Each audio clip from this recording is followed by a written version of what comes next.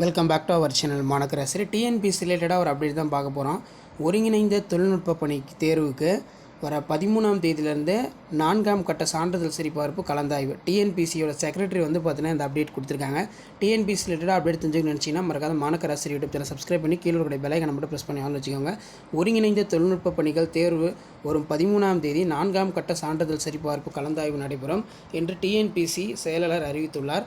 தமிழ்நாடு அரசு பணியாளர் தேர்வாணையம் டிஎன்பிஎஸ்சி செயலாளர் கோபால சுந்தரராஜ் வெளியிட்டுள்ள செய்திக்குறிப்பில், ஒருங்கிணைந்த தொழில்நுட்ப பணிகள் நேர்முக தேர்வு அல்லாத பதவிகள் தேர்வில் தேர்வர்கள் பெற்ற மதிப்பெண் மற்றும் தரவரிசை விவரங்கள் 20/2/2025 அன்று தேர்வாணைய இணையதளத்தில் வெளியிடப்பட்டுள்ளது.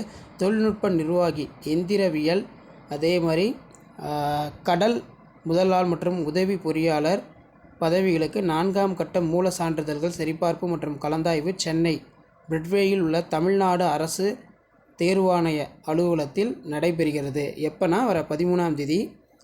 தேர்வர்கள் மதிப்பெண்கள் ஒட்டுமொத்தமாக தரவரிசை எண், இடஒதுக்கீடு விதி, காலி பணியிடங்கள் அடிப்படையில் மூல சான்றிதழ் சரிபார்ப்பு மற்றும் கலந்தாய்வுக்கு அழைக்கப்படுகிறார்கள்.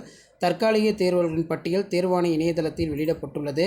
மூல சான்றிதழ்கள் சரிபார்ப்பு மற்றும் கலந்தாய்வுகளுக்கான நாள், நேரம் மற்றும் விவரங்கள் அடங்கிய அழைப்பு குறிப்பானை தேர்வார்கள் தேர்வாணைய இணையதளத்தில் www.tnpcgovernment.in என்ற பதிவிறக்கம் செய்து கொள்ளலாம் அப்படிங்கிற மாதிரி சொல்லியிருக்காங்க. மூல சான்றிதழ் சரிபார்ப்பு மற்றும் கலந்தாய்வுக்கு அழைக்கப்பட்ட தேர்வர்கள் அதற்கான விவரம் SMS மற்றும் இமெயில் மூலமாக மட்டுமே தெரிவிக்கப்படும். மூல சான்றிதழ்கள் சரிபார்ப்பு மற்றும் கலந்தாய்வுகளுக்கு அழைப்பானை தனித்தனியே தபால் மூலம் அனுப்பப்பட மாட்டாது. மூல சான்றிதழ் சரிபார்ப்பு மற்றும் கலந்தாய்வுக்கு அழைக்கப்பட்ட தேர்வர்கள் எழுத்துத் தேர்வு, அவரவர் பெற்ற மதிப்பெண், ஒட்டுமொத்த தரவரிசை, இடஒதுக்கீடு விதிகள், விண்ணப்பத்தில் அளித்துள்ள தகவல் மற்றும் காலிப்பணியிடங்களுக்கு ஏற்ப தேர்வு செய்யப்படுவார்கள் அப்படிங்கிற மாதிரி சொல்லியிருக்காங்க. எனவே மூல சான்றிதழ் சரிபார்ப்பு மற்றும் கலந்தாய்விற்கு அழைத்து வரப்படும் அனைவருக்கும் பணி வழங்கப்படும் என்பதற்கு உறுதியளிக்க முடியாது. தேர்வர்கள் மூல சான்றிதழ் சரிபார்ப்பு மற்றும் கலந்தாய்விற்கு தவறினால் அவர்களுக்கு மறுவாய்ப்பு அளிக்கப்பட மாட்டாது அப்படிங்கிற மாதிரி ஒரு சில காமன் இன்ஸ்ட்ரக்ஷன் சொல்லியிருக்காங்க. ஸோ சான்றிதழ் சரிபார்ப்பு சர்டிஃபிகேட் வெரிஃபிகேஷன் டிஎன்பிஎஸ்சி பொறுத்த வரைக்கும் 13ஆம் தேதி நடக்கும். ஸோ கண்டிப்பாக இதில் போய் உங்களோட வெரிஃபிகேஷன் பண்ணிக்கோங்க. வீடியோஸ் ப்ராடக்ட் ஷேர் பண்ணுங்கள், சேனல் சப்ஸ்கிரைப் பண்ணுங்கள். தேங்க்யூ.